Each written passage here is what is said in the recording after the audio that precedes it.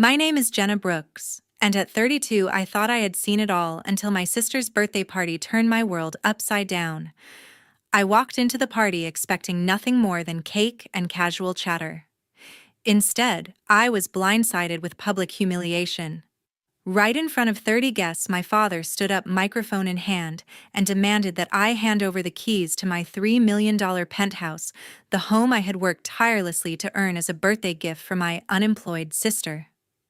"It's only fair," he said, his voice dripping with false concern.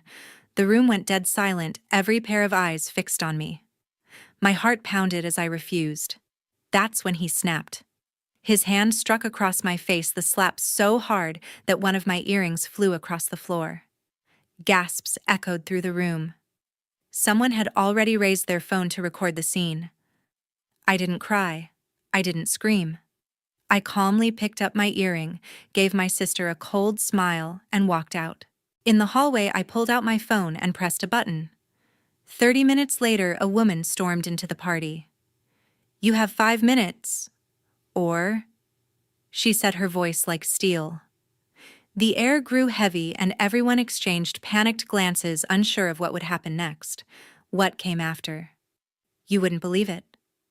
Before I share the rest of my story, tell me, what time is it right now and what city are you watching from? Drop your answer in the comments. I'd love to know where this story is reaching you. That evening, I stepped into my parents' luxe home in Atlanta for Tara's 35th birthday party. The place screamed wealth: marble floors, floor-to-ceiling windows, a skyline view that could make anyone jealous. My father had gone all out, hiring a private chef and a string quartet with crystal chandeliers casting light over the catered spread. I'd chipped in too, $300 for vintage wine and another $500 for the chef. Not a word of thanks. Instead, my mother breezed past me, fussing over the dessert table like I was invisible. As guests arrived, I scanned the room. My older sister, the guest of honor, floated in, wearing a designer dress, her laughter loud and carefree.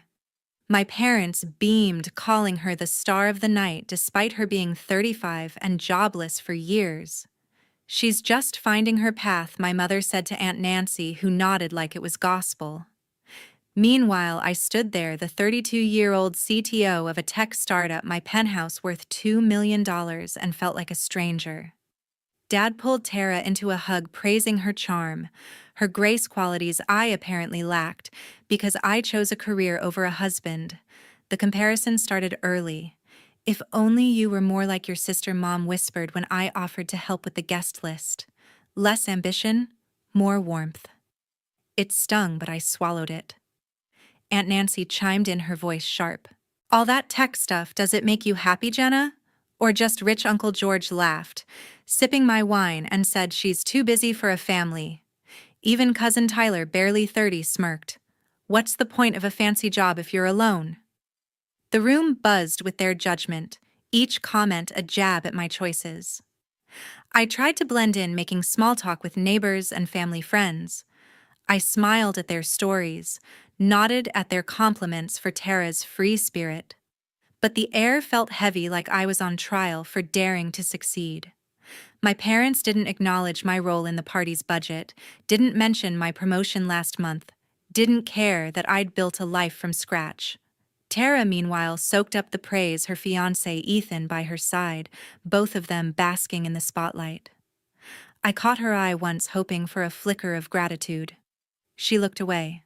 "You're welcome for the wine," I said under my breath, knowing she wouldn't hear. I moved to the bar, pouring myself a glass of the wine I'd paid for. A family friend, Mrs. Larson, approached her, tone pitying. "You must be so proud of your sister," she said. "She's got such a bright future." I forced a smile, my fingers tight around the glass. Proud of what? Tara hadn't worked a day in years, living off my parents' handouts while I climbed corporate ladders. Yet here she was, the golden child, while I was the outcast for choosing a different path. My chest tightened, but I pushed the hurt down, refusing to let them see me crack. As the quartet played on, Dad raised a glass, toasting Tara's vibrant spirit. The guests clapped, their cheers echoing off the penthouse walls. I stood in the corner, my stomach twisting. I wanted to belong, to feel like part of this family. So I stayed pasting on a smile, shaking hands, laughing at bad jokes.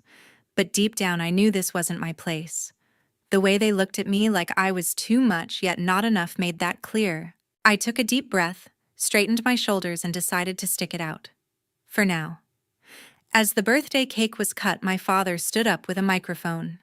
The room quieted, the string quartet pausing mid-note. Dad's smile was wide, almost theatrical, as he raised his glass. "Tonight we celebrate my daughter's 35th birthday," he said, his voice booming through the penthouse. "And I have an announcement. Jenna, our generous daughter, is gifting her penthouse to Tara to help her start anew."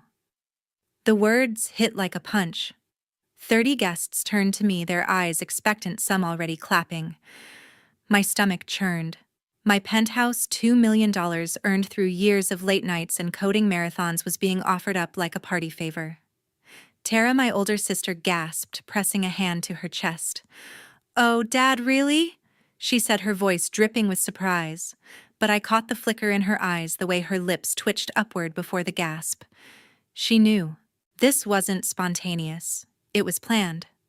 I stood frozen, my wine glass cold in my hand, as the room waited for my response. Dad kept talking, his tone patronizing. "Tara's been struggling jobless for a while now. It's only right for family to step up, right, Jenna?" The guests nodded, murmuring approval, their faces a mix of pity for Tara and expectation for me. My mother joined in, her voice soft but pointed. "Jenna, you've done so well for yourself. Sharing with your sister is the least you can do." Aunt Nancy, seated nearby, leaned forward. "It's a beautiful gesture," she said, her smile tight. "Don't be selfish, dear." Uncle George nodded, his voice gruff. "Family first, Jenna. You don't need that big place all alone."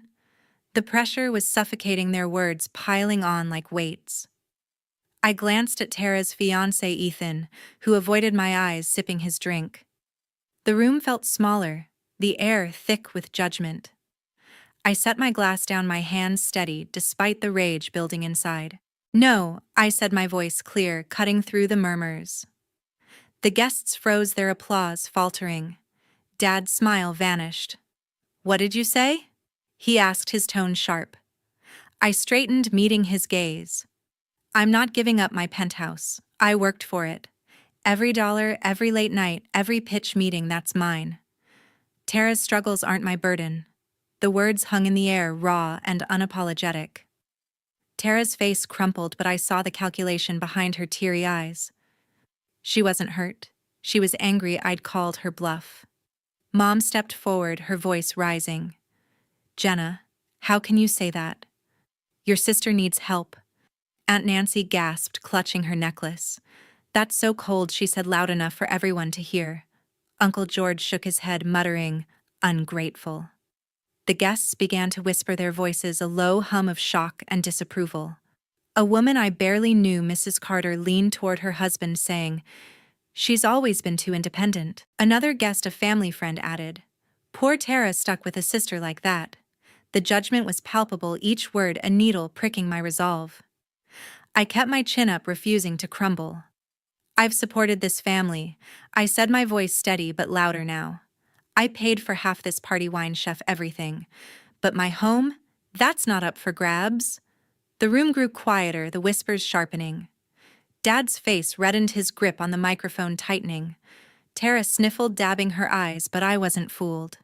She'd known this was coming, had probably rehearsed that tearful look. Mom's eyes darted between us, her expression a mix of panic and anger. "Jenna, you're embarrassing us," she hissed. But I didn't back down. I'd spent years proving myself, building a life they refused to respect. This was my line in the sand. The tension crackled, the guests shifting uncomfortably in their seats. A few pulled out their phones, their fingers hovering over screens, ready to capture whatever came next. I felt their eyes, their judgment, but also a strange sense of freedom. For the first time that night, I wasn't trying to fit in. I was standing up for myself, and it felt right. But the air was electric, charged with the weight of what I'd just done. Dad stepped closer, his jaw tight, and I braced myself for what was coming. The room went quiet as I stood my ground. My father's face twisted, his eyes narrowing to slits. "You're defying me," he barked, stepping closer, the microphone still clutched in his hand. Before I could respond, his hand swung fast and heavy, striking my cheek with a sharp crack. The pain seared through me, my head snapping to the side. My pearl earring flew off, skittering across the floor, glinting under the chandelier's light. Gasps erupted from the 30 guests, their murmurs replaced by stunned silence. I touched my cheek, the heat spreading under my fingers, but I didn't flinch. A young man, one of Tara's fiancé's friends, fumbled with his phone, the red dot of a live stream blinking on his screen.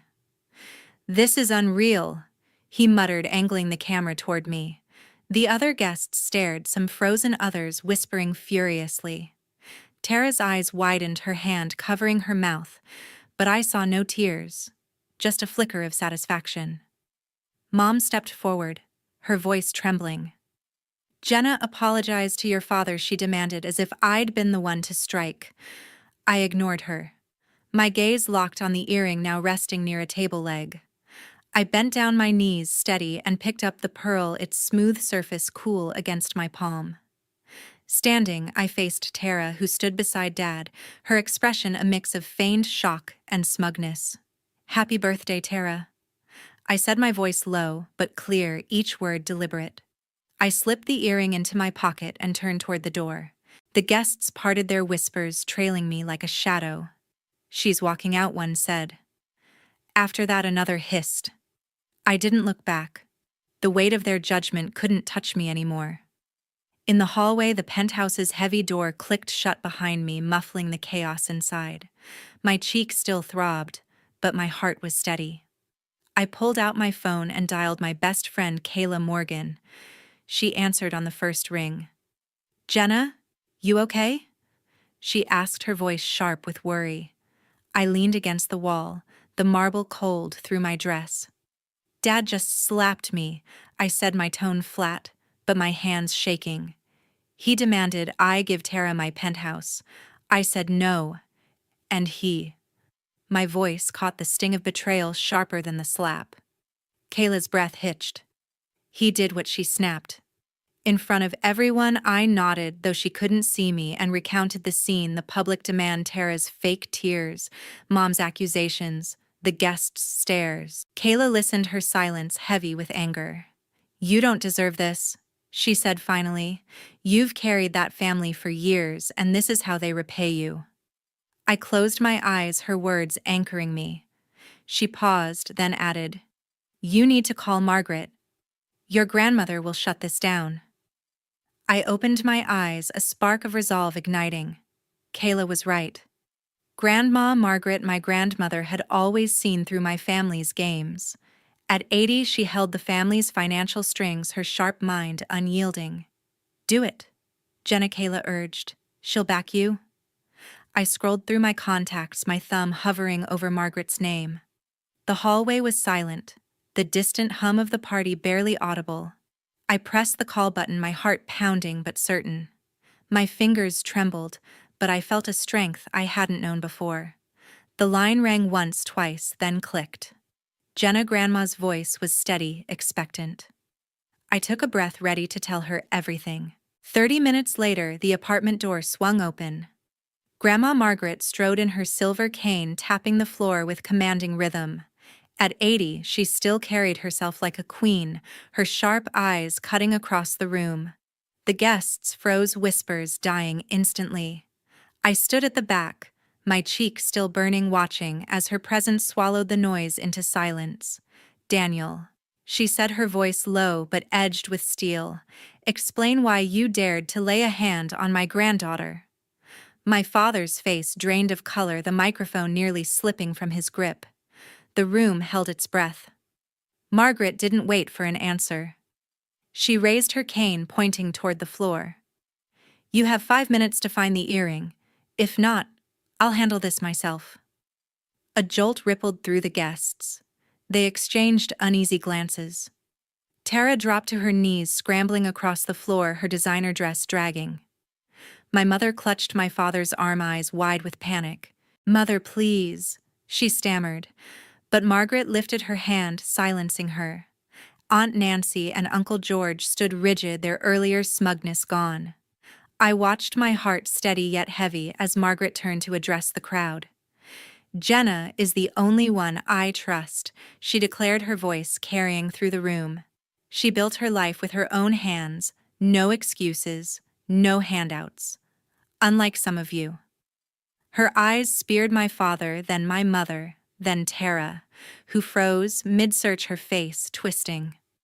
"Daniel, you run a company but can't run your family fairly. Susan, you coddled Tara into uselessness. And Tara," her voice dropped not with kindness, "you've taken enough from your sister." Gasps erupted, phones lifted, capturing every word. Margaret stepped forward, her cane tapping rhythmically. "I've made my decision," she announced, her gaze brushing mine. "I am rewriting my will.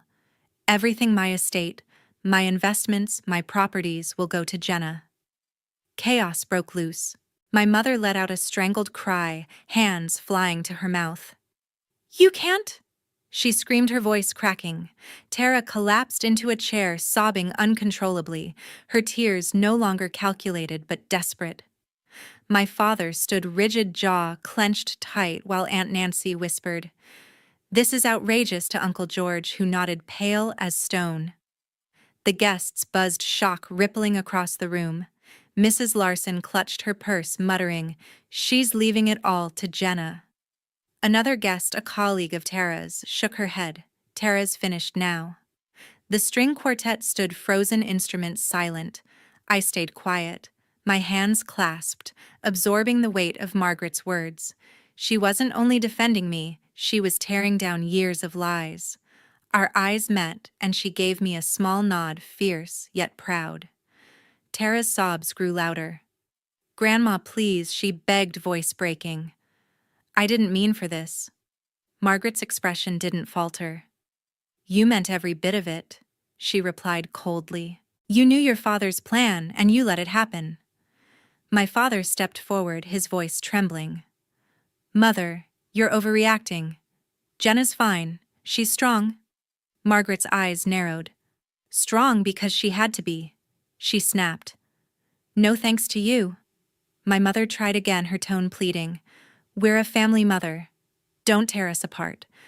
But Margaret turned away, her cane striking firmly as she walked toward me. The 5 minutes slipped by. The earring hidden in my pocket was never found. Margaret never asked. She knew. "This family has failed, Jenna," she declared, her voice echoing. "You've shamed her, used her, and even struck her. No more." Guests shifted uncomfortably, some averting their eyes, others still recording. The air grew thick, the glamour of the party shattered. I stood still, chest tight but resolve unshaken. Margaret's words were my shield. Her decision, my lifeline. The chaos, my mother's panic. Tara's tears, my father's silence felt distant, like a storm I no longer had to endure. That night in my own penthouse, my phone wouldn't stop buzzing. Notifications flooded my screen, the live stream from Tara's party going viral. Comments poured in, condemning my father's actions and questioning the Carter family's morals. "Disgusting behavior," one user wrote. "Jenna deserves better," another posted. The video had racked up thousands of views, each share amplifying the public's outrage. I sat on my couch, the city skyline glowing through my windows, and scrolled through the posts, my chest tight with a mix of vindication and exhaustion. My phone pinged again, a message from a mutual friend. Ethan's family was reconsidering the wedding, shaken by the scandal. "They're worried about Tara's baggage," the message read. "The drama's too much." I set the phone down, my mind racing. Tara's engagement, her one anchor, was slipping away because of her own family's actions. Part of me felt a flicker of pity, but it faded fast. She'd stood by while Dad humiliated me, her silence as damning as his hand. The doorbell rang, sharp and insistent. I opened it to find my father and mother standing there, their faces drawn. Dad's shoulders slumped. His usual confidence gone.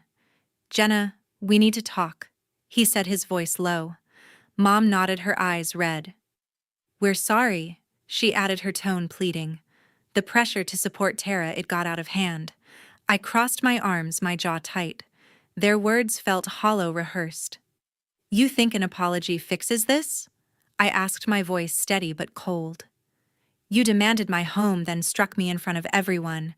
Dad flinched, but Mom pressed on. We're family, Jenna. We made a mistake. I shook my head, my resolve hardening. Your mistake cost me my trust, I said. You chose Tara over me again and again. I'm done. Dad's face reddened, but he didn't argue. Mom reached out her hand, trembling, but I stepped back. Please, Jenna, she whispered. I closed the door, their silhouettes fading through the frosted glass.